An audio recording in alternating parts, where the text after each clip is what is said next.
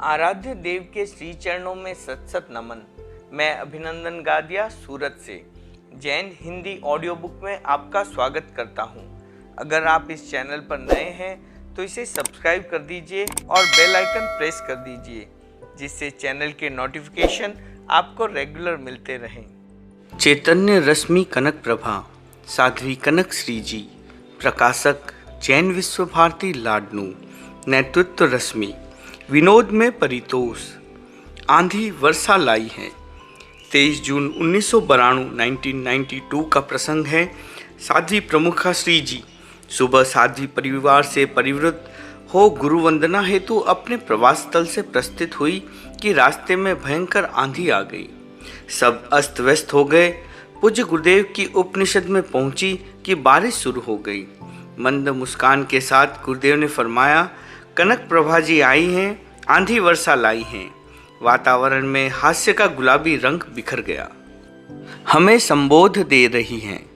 लाडनू 21 दिसंबर 1996 विकास महोत्सव का पावन प्रसंग। गुरुदेव श्री तुलसी की महत्वपूर्ण रचनाएं आचार बोध, संस्कार बोध और व्यवहार बोध की सभा से संपादित पुस्तक को श्री चरणों में उपहत करते हुए साध्वी प्रमुखा श्री जी ने कहा, पाठकों की मांग थी कि इन रचनाओं की व्याख्या होनी चाहिए। अब तीनों रचनाओं की संयुक्त पुस्तक भाष्य सहित तैयार हो गई है। इसका नाम है संबोध। आज के इस पुण्य प्रसंग पर पूज्य गुरुदेव श्री व श्रद्धेय आचार्य प्रवर के कर कमलों में संबोध पुस्तक समर्पित कर रही हूँ। पुस्तक ज्यों ही गुरुदेव के हाथों में आई, आपने मधुर टिप्पणी करते हुए फरमाया, आज महाश्रमणी जी हमें संबोध दे रही हैं। सुनते ही वातावरण में खिलखिलाहट व्याप्त हो गई। सब कुछ इनसे ही मिलता है। मर्यादा महोत्सव का श्री जिनेश। बसंत पंचमी के दिन साध्वी प्रमुखा श्री जी ने गुरुदेव के कर कमलों में नया रजोहरण व नई प्रमार्जनी उपहत की। उन्हें धारण कर गुरुदेव ने विनोद के अंदाज में कहा, ये तो हमें तुम्ही से प्राप्त होते हैं। तभी युवाचार्य श्री महाप्रज्ञ श्री ने गुरुवाणी का समर्थन करते हुए कहा, ये ही क्या, हमें तो आहार पानी, वस्त्र पात्र आदि सब कुछ इन्हीं से मिलता है। साध्वी समाज की सेवा, श्रम और समर्पण की गुरुदेव के मुख कमल से अनुशंसा सुनकर आप श्रद्धा प्रणत थी गुरुजनों के प्रति। तुमने युवाचार्य का स्थान ले लिया। गुरुदेव श्री की प्रवचन सभा, आपके बाईं ओर युवाचार्य श्री एवं दाईं ओर साध्वी प्रमुखा श्री समासीन थे। परिषद की सुविधा को लक्षित कर पूज्य गुरुदेव ने युवाचार्य श्री को प्रमुखा श्री के स्थान पर तथा प्रमुखा श्री जी को युवाचार्य के स्थान पर बैठने का संकेत प्रदान किया। दोनों ने अविलंब स्थान बदल दिया। ज्यों ही साध्वी प्रमुखा जी बैठने के लिए उद्यत हुई, गुरुदेव ने रहस्यपूर्ण वाणी में फरमाया, आज तुमने युवाचार्य का स्थान ले लिया है। यह सुनते ही समवसरण में मधुर हास्य बिखर गया। प्रेरक प्रसंग हर वक्त तैयार हैं। गुरु कृपा प्राप्त होना सौभाग्य सूचक है, पर गुरु का विश्वास अर्जित करना विशिष्ट योग्यता और साधना सापेक्ष है। साध्वी प्रमुखा श्री जी पर पूज्य गुरुदेव का अगाध विश्वास था। पूज्यपाद गुरुदेव व श्रद्धेय आचार्यवर की पवित्र सनिधि में अतीत के मधुर संस्मरणों का सिलसिला चल रहा था। एक के बाद एक पुष्ट खुलते जा रहे थे। परिषद पूरी तन्मयता से सुन रही थी। अनिर्वचनीय आनंद की धारा प्रवाहित हो रही थी। साध्वी प्रमुखा श्री जी ने निवेदन किया, श्रद्धेय आचार्यवर इन संस्मरणों घटना प्रसंगों को लिपिबद्ध कराए तो यह भावी पीढ़ी के लिए विशिष्ट धरोहर बन सकती हैं। छूटते ही युवाचार्यवर ने मुस्कान बिखेरते हुए कहा, फिर तो हमें तुम्हारा सहयोग लेना पड़ेगा। गुरुदेव श्री ने अपने अंत विश्वास को व्यक्त करते हुए कहा, ये तो हर वक्त तैयार हैं। वर्षा असीम अनुग्रह की। गुरु शिष्य का संबंध आत्मा के तल पर निर्मित होता है। चेतना के स्तर पर घटित संबंधों में द्वैत समाप्त हो जाता है। अद्वैत की स्थिति में जो भाव उर्मियाँ उत्पन्न होती हैं, उनकी कथा भी अखत होती है। घटना प्रसंग है विक्रम संवत 2053 का 18 फरवरी 1994 1994 गुरुदेव श्री द्वारा आचार्य पद का विसर्जन, महाप्रज्ञ की आचार्य पद पर प्रतिष्ठा। उसके पश्चात 1995 के मर्यादा महोत्सव की आयोजना हेतु सद्य आचार्य प्रवर चाडवास पधारे। गणाधिपति पूज्य गुरुदेव जैन विश्व भारती लाडनू में विराजमान थे। गुरुदेव की आज्ञा से प्रातःकालीन प्रवचन साध्वी प्रमुखा श्री जी का होता। गुरुदेव की सानिध्य में प्रवचन करने का संभवतः उनके लिए पहला अवसर था। मन में संकोच का अनुभव करते हुए भी निदर्शन का पालन यथावत किया। अंत में गुरुदेव पधारते, वृहद मंगल पाठ सुनाते। प्रति माह की पहली और 16वीं तारीख को गुरुदेव मौन रखते थे, इसलिए मंगल पाठ सुनाने हेतु उनको संकेत मिला। इससे पूर्व उनका वृहद मंगल पाठ सुनाने का काम नहीं पड़ा, अतः मन में संकोच था क्रम में कहीं भूल न हो जाए। उन्होंने श्रीमुख की ओर देखा। गुरुदेव ने भी उनकी आकृति पढ़ी, उनकी दुविधा को समझा। तत्काल डायरी से एक पन्ना निकाला, उनके हाथों में थमाया। उसमें मंगल पाठ का क्रम लिखा हुआ था। उनको राहत मिली। परिषद को मंगल पाठ सुनाया। गुरुदेव के इस असीम अनुग्रह की वर्षा ने उनको भीतर तक भिगो दिया। समय की सूझ।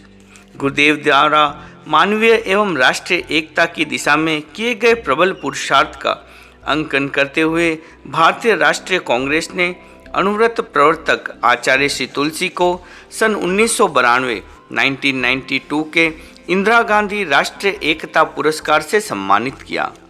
31 अक्टूबर 1993 के दिन राष्ट्रीय राजधानी के ऐतिहासिक स्थल तीन मूर्ति भवन में आयोजित विशेष समारोह में तत्कालीन प्रधानमंत्री श्री PV नरसिम्हा राव ने वह पुरस्कार समर्पित किया। गुरुदेव श्री उस समय राजल देशर में वर्षावास कर रहे थे।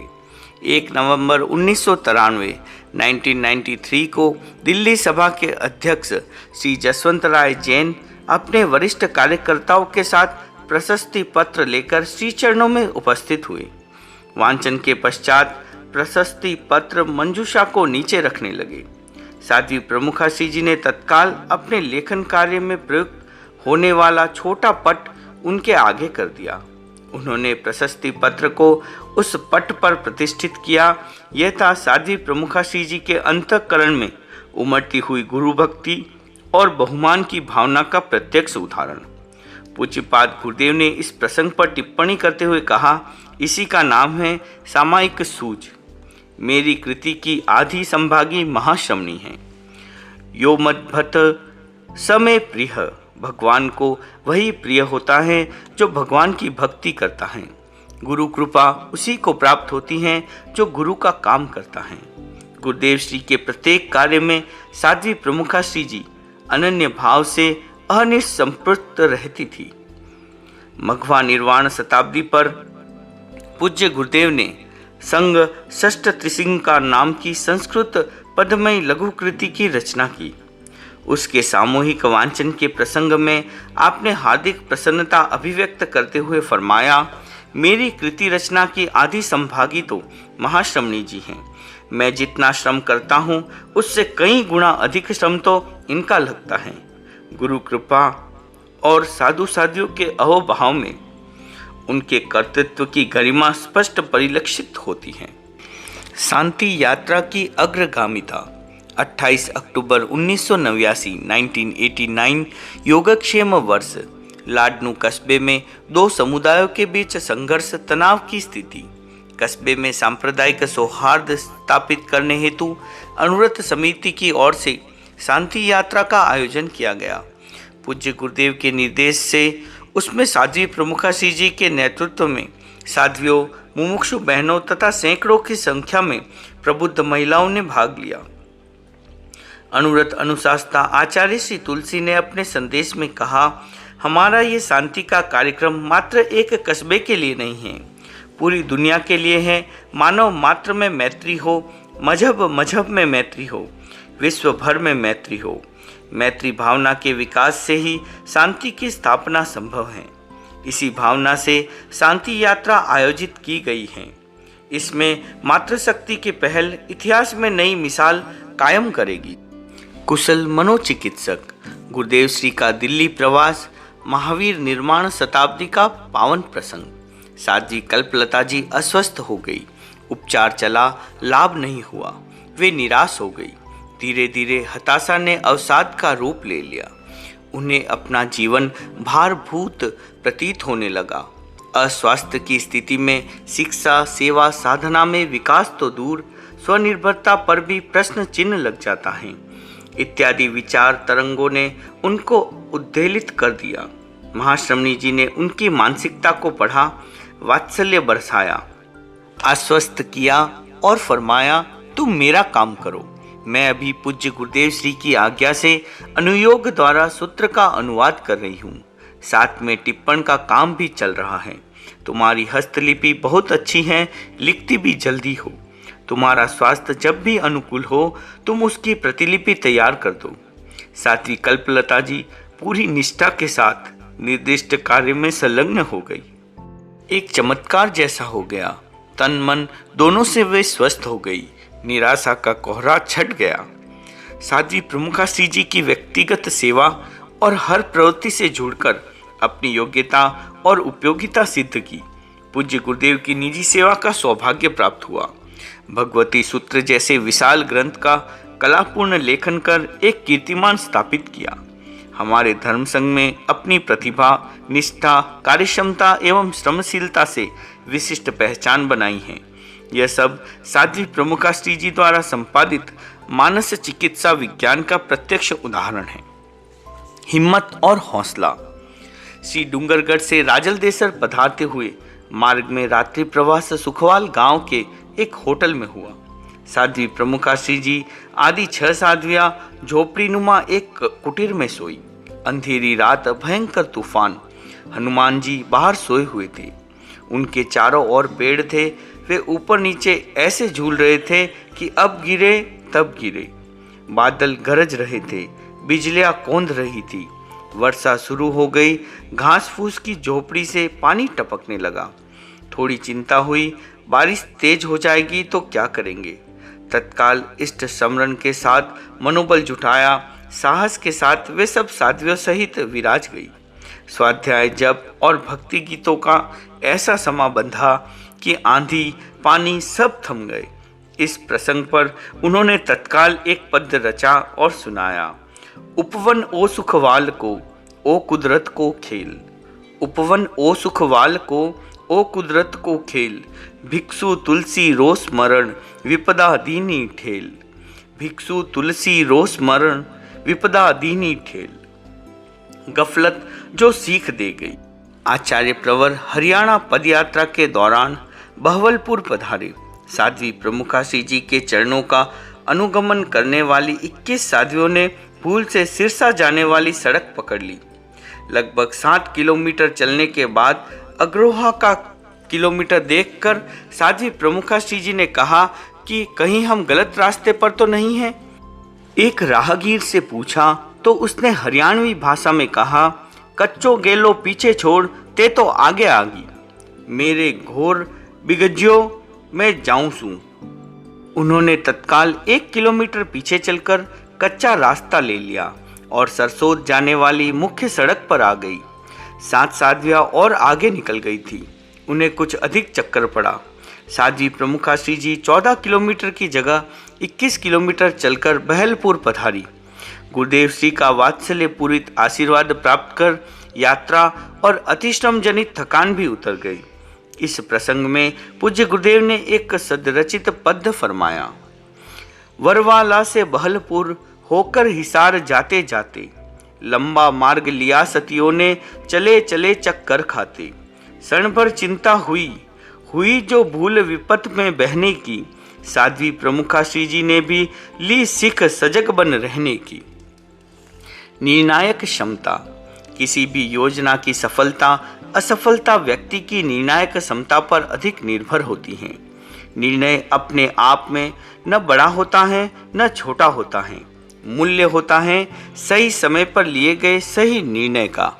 निर्णय क्षमता का संबंध है पिनियल ग्लैंड और पिट्यूटरी ग्लैंड के रसायनों से। जो व्यक्ति प्रातः ब्रह्म मुहूर्त में जागृत चेतना के साथ अध्यात्म साधना, ध्यान, स्वाध्याय आदि से स्वयं को भावित करता है, उसकी उक्त ग्रंथियां विशेष रूप से विकसित हो जाती हैं। उनके रसायन परिवर्तित और संतुलित हो जाते हैं। इससे साधक की अद्भुत आंतरिक क्षमताएं जागृत होती हैं। उनमें एक है निर्णायक क्षमता का विकास। साध्वी प्रमुखासी जी की सूझबूझ और सही समय पर समुचित निर्णय लेने की क्षमता विशिष्ट है। अखिल भारतीय तेरापंथ महिला मंडल का सितंबर माह में वार्षिक अधिवेशन आयोज्यमान था। सूचना संप्रेषण आदि सारी प्रक्रियाएं संपन्न हो चुकी थी। अचानक आरक्षण विरोधी आंदोलन ने बल पकड़ा। उसकी उग्रता को देखते हुए उन्होंने सोचा और निर्णय लिया कि ऐसी परिस्थिति में वार्षिक अधिवेशन बुलाना उचित नहीं है। देश भर से आने वाली प्रतिनिधि बहनों का लक्ष्य बाधित हो सकता है, अतः इस वर्ष का अधिवेशन स्थगित रखा जाए। यह बात जब आपने श्री चरणों में निवेदित की, तब गुरुदेव ने प्रसन्नता व्यक्त करते हुए कहा, बहुत अच्छा किया, कभी कभी स्वयं ऐसे निर्णय लेने चाहिए। नवोष्मेणी प्रतिभा। कुशल प्रशासक वह होता है जो अपने सहयोगी अनुयायियों को अनुशासन में रखते हुए उनको बहुमुखी विकास के लिए प्रेरित प्रोत्साहित करता है और उन्हें उपयुक्त अवसर भी प्रदान करता है। साध्वी प्रमुखासी जी अपने साध्वी समुदाय को नियमित, संयमित और व्यवस्थित जीवन जीने की कला सिखाती हैं। अनुशासित और समर्पित जीवन का सक्रिय प्रशिक्षण देती हैं। इसके साथ साथ साध्वी प्रतिभाओं को स्फुरित करने के लिए नए नए उपक्रम प्रस्तुत कर उनके बहुआयामी विकास की नवीन दिशाएं उद्घाटित करती रहती हैं। सन 1990 विक्रम संवत 2047 पाली चातुर्मास गुरुदेव श्री तुलसी का पटोत्सव समारोह। साध्वी प्रमुखासी जी ने उस कार्यक्रम को निष्पत्ति मूलक बनाने के लिए उसे एक सृजनात्मक मोड़ देना चाहा। उनकी सामयिक सूझबूझ के परिणाम स्वरूप वह श्रुत अभिवंदना समारोह के रूप में आयोजित हुआ।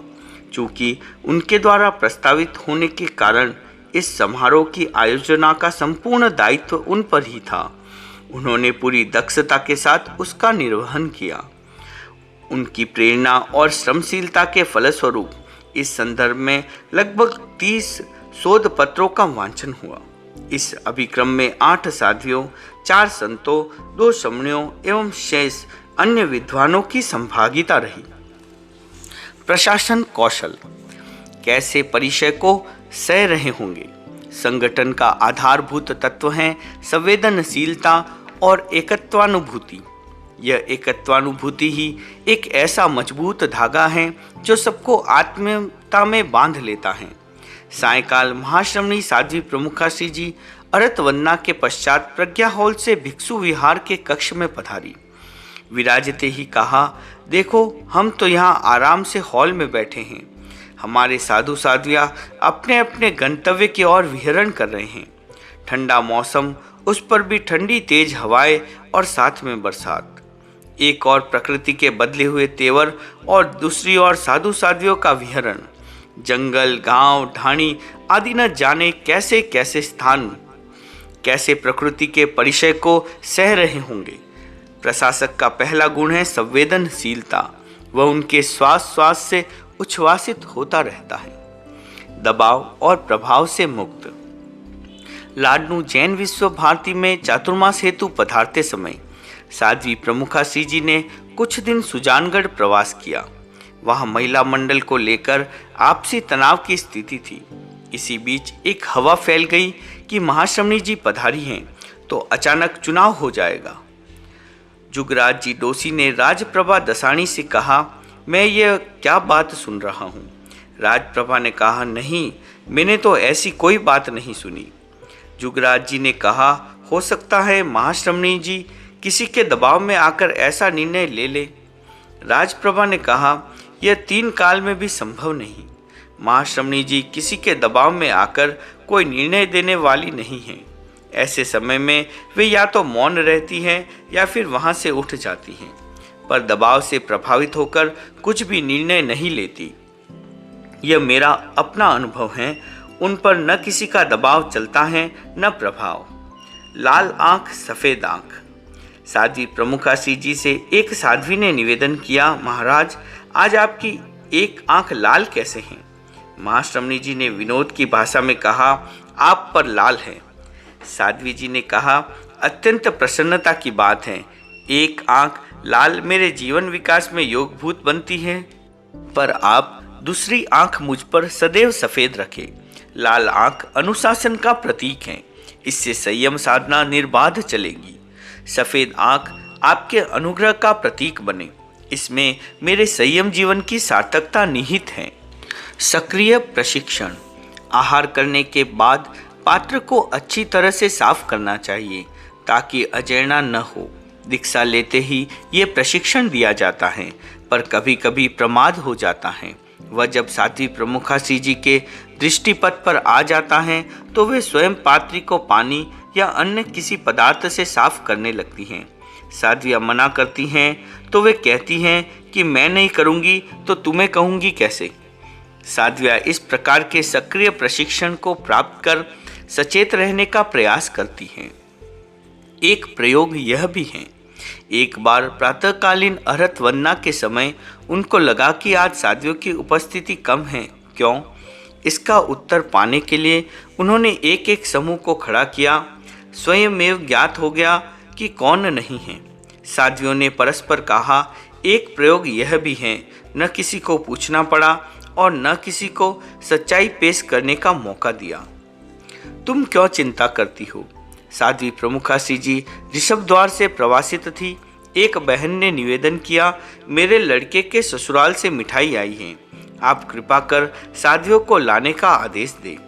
अनुमति प्राप्त कर साध्वी जिन प्रभा जी व्रत निभाने के लिए गई। भावना की तीव्रता से बहन ने मिठाई अधिक बहरा दी। साध्वी जी ने जब भिक्षा निवेदित की तो शासन गौरव साध्वी कमलू जी ने कहा, इतनी मिठाई लाया करते हैं क्या? कौन खाएगा इसे? साध्वी जिन प्रभा जी गोचरी वैसे भी कम जाती हैं, आज गई और उल्हाना मिल गया। वे उदास हो गई। साध्वी प्रमुखासी जी की दृष्टि उन पर टिकी। उन्होंने कहा, तुम क्यों चिंता करती हो?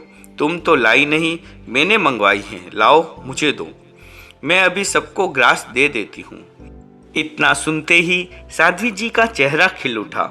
साध्वियों की मानसिकता और क्षमता को देखकर उन्हें किसी भी कार्य में नियोजित करना तथा उनके उत्साह को बनाए रखना ये नेतृत्व का विशिष्ट गुण होता है। इसी के आधार पर 500 साध्वियों का प्रबंधन वे अत्यंत दक्षता से कर रही हैं। कब कहे, कैसे कहें। सोजत रोड से विहार कर साध्वी प्रमुखासी जी अगली मंजिल की ओर प्रस्थित होने वाली थी। सूर्योदय हुआ। साध्वियों ने अनुज्ञा लेकर पानी लिया। सभी विहार करने के लिए उतावली थी। पानी जल्दी दो, ये शब्द सभी को व्यग्र करने लगे। साध्वी सविता श्री जी ने भी अपना तुम्बा भरा और साध्वी गुरु यशा जी को पकड़ाना चाहा। जोली के गांठ ठीक से लगी हुई नहीं थी, इसलिए गांठ खुल गई, भरा तुम्बा नीचे गिर गया और उसके टुकड़े टुकड़े हो गए।